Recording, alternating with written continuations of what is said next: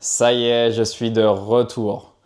Peut-être que sur ces derniers mois, tu t'es demandé qu'est-ce que je faisais, où j'étais, ou peut-être que tu étais juste complètement concentré sur ta vie et que tu n'en avais strictement rien à faire. Dans tous les cas, c'est ok. Aujourd'hui, je vais te partager cette vidéo pour justement faire un petit résumé justement des derniers mois qui sont passés, pour que tu puisses te mettre à ma place plutôt que forcément essayer de me justifier ou quoi que ce soit. Justement pour que tu puisses un peu comprendre mes pensées, mes réflexions, et tout ce que j'ai pu traverser aussi. Je pense que c'est assez important justement que tu puisses te mettre à ma place tout simplement. Donc au moment de tourner cette vidéo, là maintenant tout de suite, j'étais très excité à l'idée de te retrouver. Même cette nuit, là je sais pas si ça se voit sur mes yeux, ils sont un petit peu rouges parce que j'ai eu du mal à trouver le sommeil tellement j'étais excité à l'idée de partager ça. Il fallait que ça sorte très clairement aussi. Donc ça va être chose faite. Il y a forcément une pointe de petite pression, mais je pense qu'au fur et à mesure que la vidéo va avancer, ça va se lâcher et je vais pouvoir me détendre. Et en plus de ça, je vais quand même te partager des choses qui sont assez personnelles. Donc forcément, il y a une pointe de vulnérabilité et de pudeur par rapport à ça.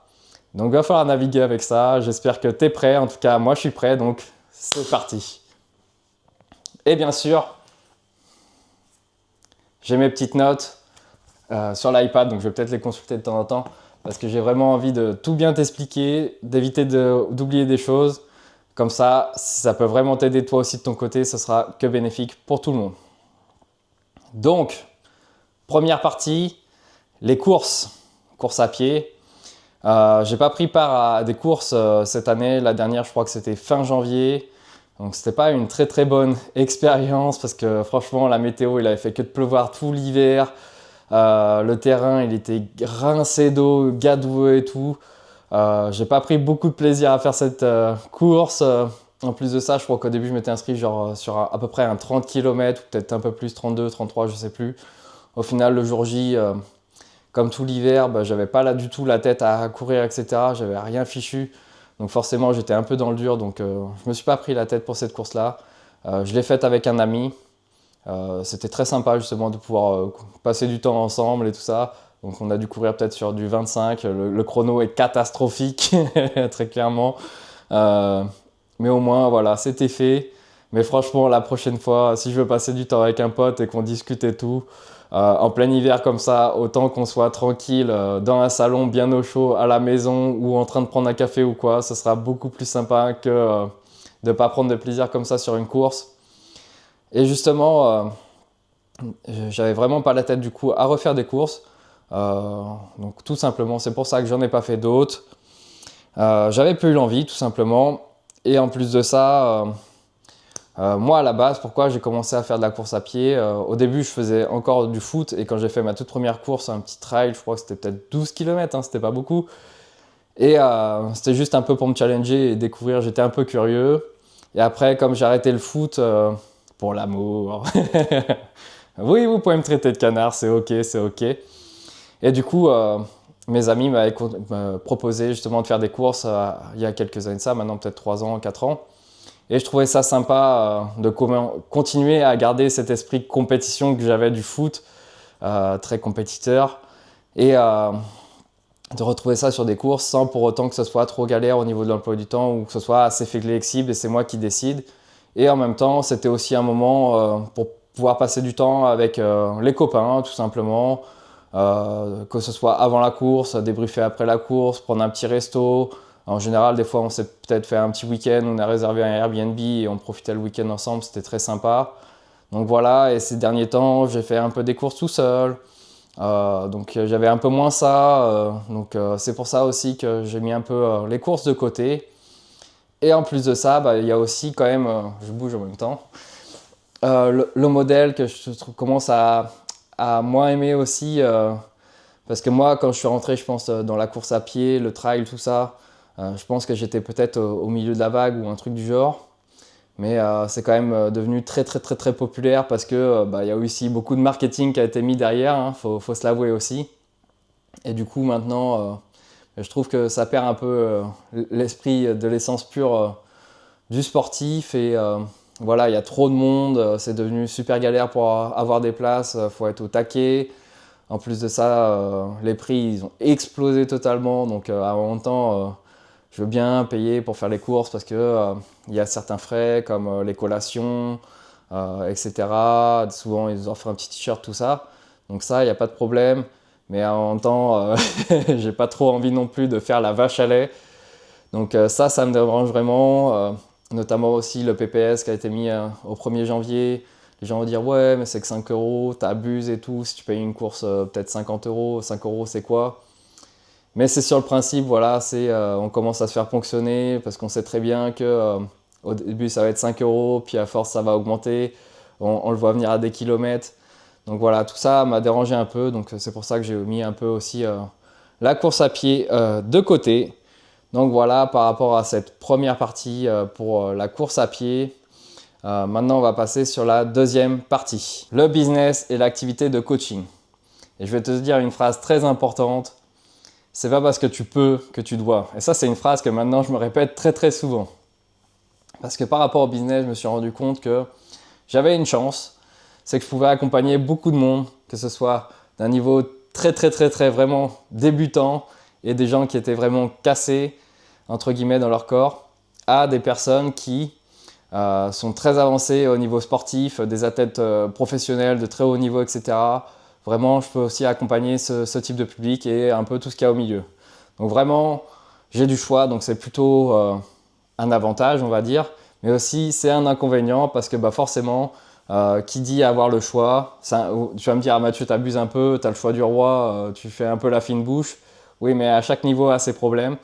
Et du coup, c'est de choisir qui je veux accompagner vraiment et qui me fait vibrer et où est-ce que je vais prendre du plaisir. Et jusqu'à maintenant, j'avais essayé d'aider un peu tout le monde, surtout des profils quand même assez débutants. Et je me suis rendu compte que moi, ça me vidait, que ce soit au niveau d'énergie, etc. Que je prenais forcément pas trop de plaisir, que juste avec ce public-là, déjà, s'ils arrivaient à se connecter au visio, qu'ils étaient en tenue à peu près pour bouger, c'était déjà peut-être pour eux une très grosse victoire. Mais pour moi, je m'ennuyais un peu avec ce type de profil. Et en plus de ça, au niveau progression, des fois c'était un peu limité ou pas comme moi j'aimerais. Et je trouvais ça un peu dommage. Donc justement par rapport à ça, en plus de ça, justement, j'ai eu, je pense que beaucoup de coachs, surtout débutants comme moi, peuvent tomber dans ce piège, avoir le syndrome du sauveur. C'est-à-dire qu'on va vouloir aider beaucoup de monde, on va donner beaucoup d'énergie, beaucoup de temps, beaucoup de patience, beaucoup d'attention. Pour pouvoir aider des gens qui ne sont pas forcément demandeurs d'aide et qui ne sont pas forcément très, très, très impliqués. Donc vraiment faire attention par rapport à ça, de faire attention justement à ne plus tomber dans ce piège-là, de vouloir sauver tout le monde, de bien aussi poser son cadre, fixer ses limites, etc. Parce que sinon ça peut vite dériver. Moi je l'ai bien vu, j'avais pris une personne en coaching. C'était une connaissance en plus, entre guillemets. Au début, ça s'est à peu près bien passé. Après, ça a viré à la catastrophe. Plusieurs fois, les coachings, elle m'a prévenu au dernier moment pour les repousser. Je sentais bien qu'au niveau engagement, c'était plus du tout ça. Au niveau paiement, il y avait beaucoup de retard de paiement. À la fin, j'avais même plus les paiements, même plus de contacts, plus de nouvelles, alors que j'ai tendu beaucoup de perches. J'ai envoyé sur Messenger, sur WhatsApp, etc. Donc c'était vraiment très frustrant pour moi. Ça m'a mis un coup au moral aussi, ça m'a beaucoup travaillé. Donc aussi, la leçon de ça, c'est vraiment fixe tes limites dès le départ, pose ton cadre, parce que sinon, les gens, si tu donnes beaucoup, il y en a, ils vont venir se servir autant qu'ils peuvent et tu vas finir sur le carreau, je te le dis direct. C'est un peu ce qui m'est arrivé, c'est pour ça aussi que j'ai eu besoin justement de prendre ce temps pour moi et de faire cette pause. Parce que de toute façon, en plus, c'est un peu ce que je prêche, justement, c'est de reprendre son pouvoir sur soi-même, parce que dans la vie en général, tout le monde est un peu, toi, tu es un peu la proie de tout le monde, que ce soit ta famille, ton boulot, les algorithmes, les réseaux sociaux, l'argent. Un peu tout le monde veut venir te pomper, que ce soit ton temps, ton énergie, ton argent ou ton attention. Donc vraiment, j'ai refocus sur moi et j'ai recentré vraiment tout ça sur moi pour justement reprendre du pouvoir sur moi-même. Donc voilà par rapport à ça, très attention, bien fixer son cadre et ses limites, c'est super important et primordial, sinon ça part à la catastrophe, tous les domaines confondus, hein. Il n'y a pas que pour le business, ça peut arriver dans tous les domaines, c'est vraiment la porte ouverte à la catastrophe. Donc voilà par rapport à ça, et en plus de ça, j'ai remarqué que par rapport aux réseaux sociaux et même à comment je me présentais, comment je partageais, etc. Je cherchais encore un peu trop à vouloir prouver, valider, que ce soit parfait, etc. Que ce soit sur mes vidéos, machin et tout. Donc là, il y a eu un switch aussi. Justement, je vais chercher un peu moins la perfection, un peu plus d'intensité, plus de chaleur. Je pense que aussi, c'est peut-être aussi pour ça que tu me suis sur cette chaîne-là, même à droite, à gauche, et que tu m'apprécies aussi autant que personne. Donc voilà, je vais mettre plutôt l'accent sur cette force-là. Je vais accepter que tout soit pas parfait. C'est un gros challenge pour moi et c'est ok. On va travailler là-dessus, c'est en cours, donc c'est très bien. Et du coup, par rapport au format court, comme je disais, de plus forcément me plier aux exigences des autres et recentrer mon attention sur moi, je me suis rendu compte que le format court, que ce soit short, réel, TikTok, etc., ça me mettait quand même beaucoup de pression parce que je voulais bien faire, je voulais avoir de l'impact. Mais c'est quand même très court. Les gens, franchement, on est beaucoup à regarder quelques secondes et après on zappe. Donc ça fait beaucoup d'efforts, beaucoup d'énergie pour un truc que les gens vont zapper. Et même si tu zappes pas, bah franchement, 2 jours après, est-ce que tu t'en souviens encore? Je suis pas sûr. Ça t'a pas forcément très impacté. Et moi, en plus de ça, je suis quelqu'un qui aime apporter beaucoup de nuances, aller en profondeur des choses. Donc je me suis rendu compte que c'était pas forcément un format qui était très adapté pour moi, le format court. Même si je pense que je peux en continuer à en faire, mais un peu comme ça, en mode tranquille et relax, sans grandes attentes. Et je vais plutôt mettre de l'attention sur du format comme là, je suis en train de faire, plus long, des vidéos YouTube, où justement je vais pouvoir prendre mon temps, comme ça moi ça va mettre beaucoup moins de pression, je serai beaucoup plus détendu et je vais pouvoir argumenter, étayer. Et je pense que ce sera bénéfique pour tout le monde, les gens qui veulent consommer, qui sont dans la société de consommation et que moi j'ai vraiment beaucoup de mal avec ça. Du contenu très vite, très instantané, très jetable, qui ne dure pas. Moi, c'est pas quelque chose qui m'attire. Moi, je suis plutôt quelqu'un dans la vie du quotidien qui aime bien des choses qui durent et justement un peu en mode artisan, les choses bien faites, où on prend son temps, etc. Donc voilà, c'est ce que je vais faire, je vais mettre en place maintenant pour mon business, c'est le faire à mon image tout simplement. Et c'est aussi un des apprentissages que j'ai pu faire. Donc je vais faire beaucoup plus de vidéos sur YouTube, plus longues, avec différents formats. D'ailleurs, si tu as des demandes ou quoi en particulier, bah, tu pourras me le dire. Et peut-être du podcast aussi. J'ai envie vraiment de tester ce format-là parce que je pense que j'en consomme pas mal et je trouve que c'est vraiment intéressant. Donc je vais vraiment tester ce format-là et aussi le site internet. Et là, j'ai fait un peu de newsletter. La newsletter, je pense que je vais remettre ça un petit peu de côté, mais c'est quelque chose que j'apprécie beaucoup, justement, de pouvoir mettre mes idées, mes pensées, etc. par écrit. Donc voilà par rapport à ça. Et par rapport à l'orientation du business, du coup, ça va être la troisième partie. Donc c'est ce que je te disais, j'ai déjà commencé, mais ouais, pour les formats, du coup, je vais passer sur du format beaucoup plus long. Pour l'orientation des personnes que je vais accompagner, maintenant, je vais plutôt me concentrer, du coup, sur des athlètes. Donc ça peut être athlète. Qu'est-ce que je considère comme un athlète? C'est les personnes qui vont en compétition. Donc ça peut être au niveau départemental, régional, national, professionnel, en sélection, peu importe, mais vraiment je vais me focuser là-dessus. Je pense que ce sera beaucoup plus intéressant pour moi et je vais prendre beaucoup plus de plaisir par rapport à ça. Donc voilà, est-ce que ça va être facile cette nouvelle orientation? Je pense que tu as la réponse déjà. Qu'est-ce qui est facile dans la vie? Pas grand-chose, même rien. Donc voilà, il va falloir cravacher, travailler, rentrer dans les réseaux, etc. Parce que c'est un monde où voilà, c'est un peu fermé.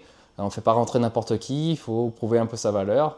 C'est ok, je sais ce qui m'attend, on va travailler là-dessus, ça prendra le temps qu'il faudra. En tout cas, je suis très déterminé et je suis très excité aussi à l'idée de ce pivot, en tout cas, et de pouvoir aller là-dessus. Par contre, si jamais tu as des contacts ou des choses comme ça et que tu peux m'aider justement à ce sujet-là pour rentrer un peu dans le monde des athlètes, bah écoute, ce sera avec grand plaisir. Tu peux me contacter de façon sur mes réseaux ou sur mon WhatsApp là, que je mettrai sous la vidéo directement. Ce serait vraiment une aide très précieuse si jamais tu peux m'aider par rapport à ça. Et puis voilà, tout simplement, comme tu as pu le constater dans cette vidéo, en tout cas c'est beaucoup plus détendu, au niveau de l'énergie c'est beaucoup mieux. Et franchement ça fait du bien, on va pas se mentir. Donc voilà, plus d'authenticité, plus de kiff, plus de légèreté dans le business. Bien sûr, il y aura quand même des obstacles, hein, on n'est pas dans le monde bisounours, pas tout est tout beau, tout rose. Mais en tout cas, c'est l'orientation que j'ai envie de prendre. Et voilà, je pense que j'ai fait à peu près le tour de la question pour cette vidéo. Et aussi, je me tâte encore un peu parce que du coup, maintenant que je vais m'orienter vers des athlètes, il y a du français, de l'anglais. Je pense que des fois, tu as dû le voir dans mes stories, je mixais un peu les deux. Je ne sais pas encore où trop me situer. J'aime bien aussi mixer les deux parce que j'aime bien ma communauté française et je pense qu'il y a déjà pas mal de choses à développer en France. Mais d'un autre côté, je commence à avoir aussi pas mal de monde qui va de la communauté internationale, on va dire. Et j'ai pas envie non plus de les mettre de côté. Donc je vais voir comment je peux naviguer là-dessus. Mais en tout cas, je pense qu'il y aura aussi des choses à voir par rapport à ça. Donc voilà, par rapport à tout ce que j'avais à te partager, du coup, par rapport à ces mois un peu d'absence et d'attente. Mais vraiment, si j'avais quelque chose à te faire retenir, une seule chose de ce programme et de cette vidéo-là, c'est vraiment prendre du temps pour toi et être égoïste. C'est vraiment une priorité absolue. Parce que comme je te le disais, tout le monde va essayer de chercher à te prendre, comme si tu étais une proie. Donc c'est à toi vraiment de mettre des barrières, des stops et de mettre ton attention sur toi parce que voilà, je te fais pas de détails. On t'a déjà répété 15 000 fois l'exemple de l'avion ou s'il y a les masques à oxygène qui tombent, bah, tu le mets sur toi en premier pour pouvoir aider les autres. Mais c'est exactement ça, je te refais pas du coup tout le truc. Et en plus de ça, justement, si tu peux être à 100% sur toi, ça va aider tout le monde. Donc c'est complètement bénéfique. Et c'est vraiment aussi ce que moi je prêche au quotidien. Donc c'est bien que je l'incarne. Sachant qu'en plus de ça, mon but à travers la posture et le mouvement, justement, c'est de t'aider à avoir le maximum de pouvoir et de responsabilité sur ta vie. C'est pas pour autant qu'on va dire, ok, je mets tout de côté mes responsabilités, que ce soit le travail, l'aspect financier, ma famille, etc. Non, non, on a les responsabilités là-dessus, mais je suis sûr qu'il y a des marges de manœuvre où tu peux commencer à récupérer quelques pourcentages. Même, je suis sûr, si tu récupères jusque 1%, ça peut bien changer ta vie. Donc voilà. Maintenant, si tu as besoin, comme d'habitude, du coaching, moi je te mets mon WhatsApp juste en dessous de la vidéo.